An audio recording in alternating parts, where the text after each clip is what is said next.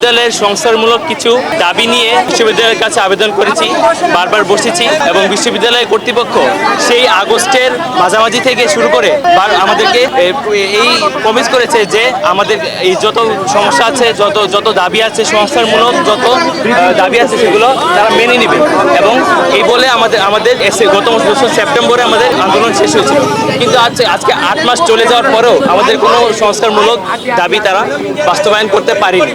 তারই সাথে আমরা এই বিশ্ববিদ্যালয়ের প্রশাসনের বিভিন্ন বিগত আওয়ামী পন্থী বিভিন্ন কার্যক্রমের হদিশ পাই। এমনকি গত জানুয়ারিতে আওয়ামী পুনর্বাসনের মতো ভিন্ন কাজও ক্যাম্পাসে প্রতিষ্ঠিত হয়েছে।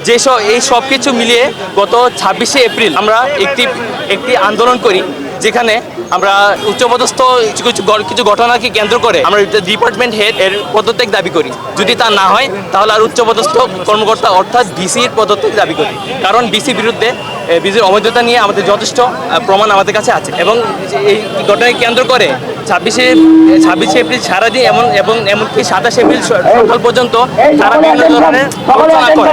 এই আলোচনাকে পরবর্তীতে তারা এই বলে আমাদের অভিযোগ করে যে আমরা রাত থেকে সকাল পর্যন্ত শিক্ষকদের আটকে রেখেছি, অথচ আমাদের এমন অনেক প্রমাণ আছে।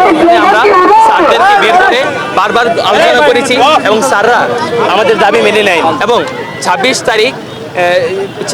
তারিখের পরে 27 তারিখে আবার বিশ্ববিদ্যালয় বন্ধের নোটিশ দেওয়া হয়। এরপর থেকে প্রায় 2 মাস আমাদের বিশ্ববিদ্যালয় বন্ধ ছিল। এরই মধ্যে গত 26শে মে আমাদের শোকজ করা হয় এবং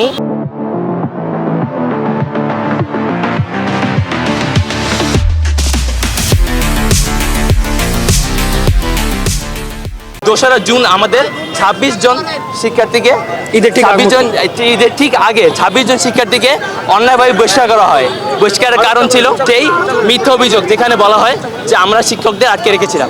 এবং আমরা যখন এর প্রমাণ চাই, এর কোনো প্রমাণ তারা দেখাতে পারেনি। বরং আমরা আন্দোলনের পক্ষে যেসব যৌক্তিক দাবি নিয়ে যেসব ফেসবুক পোস্ট, সামাজিক যোগাযোগ মাধ্যমে যেসব পোস্ট করেছি, সেসবকে কেন্দ্র করে তারা বহিষ্কার করেছে বলে তাদের ভাষ্যমতে বলেছে। এবং এই ধরনের তাদের সিদ্ধান্তকে আমরা বারবার বিভিন্ন সরকারি যেমন ইউজিসি এবং শিক্ষা মন্ত্রণালয়ের মতো বিভিন্ন সরকারি প্রশাসনের কাছে বারবার গিয়েছি যে স্যার আমাদের এসব অযৌক্তিক কারণে বহিষ্কার যে করা হয় তার সমাধান করুন, আপনারা কথা বলুন, বিশ্ববিদ্যালয় প্রশাসনের কথা বলুন। কিন্তু গত 2 মাসেও কোনো ধরনের সমাধান আমরা সরকারের কাছ থেকে 2বার মন্ত্রণালয়ে গিয়েছি, 7বার ইউজিসিতে এবং 2বার মন্ত্রণালয়ে গিয়েছি, কিন্তু আমরা কোনো ধরনের সুষ্ঠু সমাধান পাইনি। এরপরে আমরা শেষ পর্যন্ত একদম ফাইনাল স্টেজে এসে কোনো উপায় না পেয়ে দেশের জনগণের অ্যাটেনশন পাওয়ার জন্য, দেশের জনগণের এবং সরকারের সাহায্য পাওয়ার জন্য আমরা নতুন বাজারে এসেছি একটি শান্তিপূর্ণ কর্মসূচির জন্য।